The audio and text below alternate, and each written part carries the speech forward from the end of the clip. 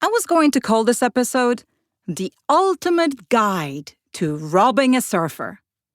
But we'll go with where to hide your key, phone, and wallet when you go out surfing instead. Welcome to the Wipeout Weekly, the daily podcast for beginners, wannabe surfers, and seasoned wipeout enthusiasts. No hype, no filler, just the highs, lows, and honest truth about learning to surf and finding your place in surf culture. I'm your host, Suze Wilson. Let's go out. Surfing is hard. But the hardest thing a surfer will ever have to do, in addition to finding a parking spot in Newport Beach, California on the 4th of July, is to figure out where to store their valuables when heading into the ocean. Because you can't take it all with you. I recently almost lost my car key because my wetsuit key pocket got loose and so did the elastic band holding the key. It was a moment of sheer terror.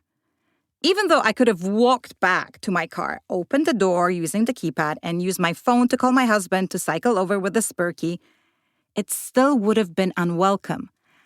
I'd have to explain where the spare key is, he wouldn't be able to find it, and I'd ultimately Uber or walk back to get it myself and cycle back to the car.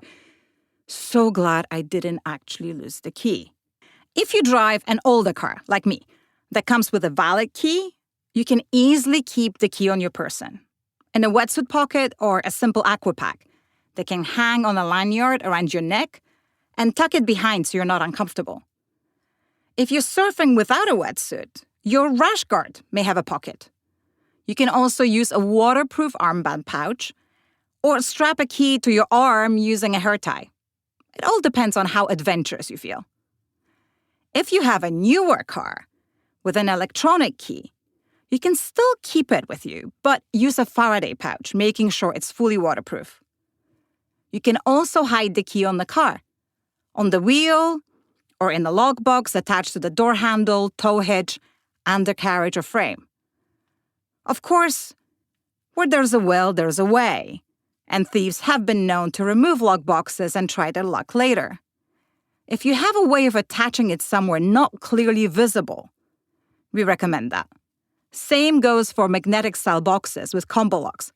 Hide them well. Here are a few places to consider for key placement, some more visible than others. Under the tire, wheel well.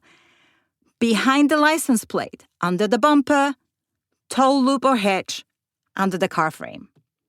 Armed with your lockbox, there might be other spots that are convenient too, like a fence or a communal surf rack.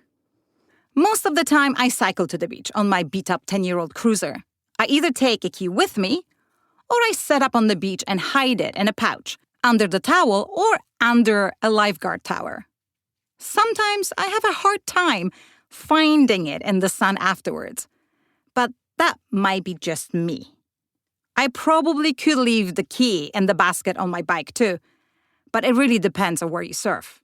As a rule of thumb, if I cycle to the beach, I don't bring any valuables with me. But if you have no choice and you're not leaving them hidden under the passenger seat in the locked car, or under a seat cover, or in an old shopping bag in the trunk, you still have options. If you're renting a board, most surf shops will happily store your valuables for you. If it's convenient and you can leave your stuff on the beach, either make it as unattractive as possible. Surfers have been known to wrap the valuables in diapers or doggy poo bags. A ratty towel or grocery bag will do too. Or go elaborate. Think tent, chairs, blanket, and a bunch of less valuable decoys that a thief would have to dig through to get to your wallet. Surfing is hard enough as it is. If you can avoid worrying about the stuff you left behind, do it. Either leave it all at home or only bring the essentials. And that's all for today. Check out the Wipeout Weekly for our free newsletter, more stories and ways to connect with us. Thanks for listening. See you tomorrow for more of the Wipeout Weekly.